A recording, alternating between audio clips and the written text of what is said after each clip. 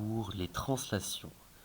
On avait vu la fois passée qu'il était possible de faire une translation, donc le fait de faire glisser une forme, une figure, en ayant un point déjà d'arrivée, ce qu'on appelle l'image. Par exemple, si on avait l'image de A qui était par ici, et puis qu'on appelait A', on pouvait refaire le chemin de A jusqu'à C en comptant 1, 2, 3 carrés, et puis en descendant de 1, 2, 3, 4, 5 carrés. Ça faisait 1, 2, 3, 1, 2, 3, 4, 5. On aurait eu C' ici, et on aurait trouvé ensuite le point B' de la même manière.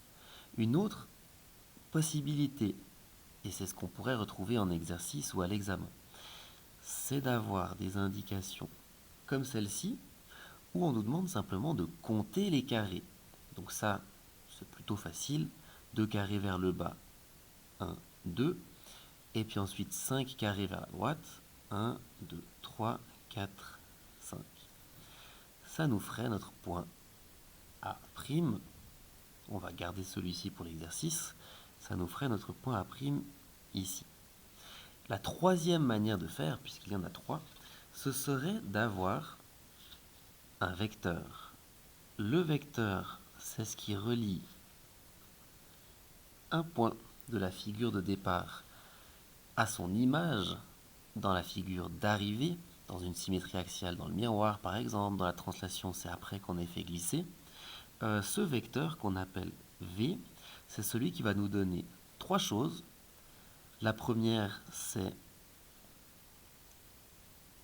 le sens,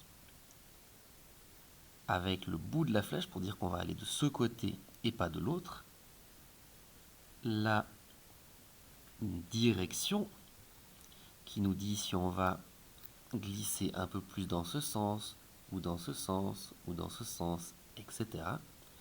Et puis la troisième chose, c'est la distance, ou bien la longueur, qui nous dit qu'on va glisser, mais seulement de la longueur de notre flèche. On aurait pu glisser plus long, on aurait pu glisser moins long. Là, en l'occurrence, on va glisser de cette distance-là. Et puis, comme c'est une translation, et que la translation fait partie des isométries, isométrie qui veut dire iso même et puis métrie mesure, hein, donc de même mesure, ça veut dire que la forme ne changera pas de mesure, de longueur, etc. Donc on n'aura pas un triangle plus allongé, plus court, etc. Donc, pour nos vecteurs ici,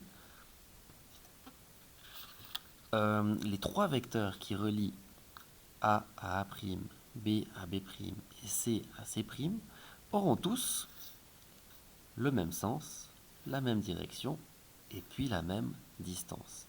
Et pour ça, pour faire cela, alors on peut sur quadrillage compter les carrés hein, et puis faire de nouveau 2 carrés en bas, 5 carrés à droite. Ou bien, et c'est ce qui va servir surtout en 8 tâches, pour les translations, mais sur feuille blanche et plus sur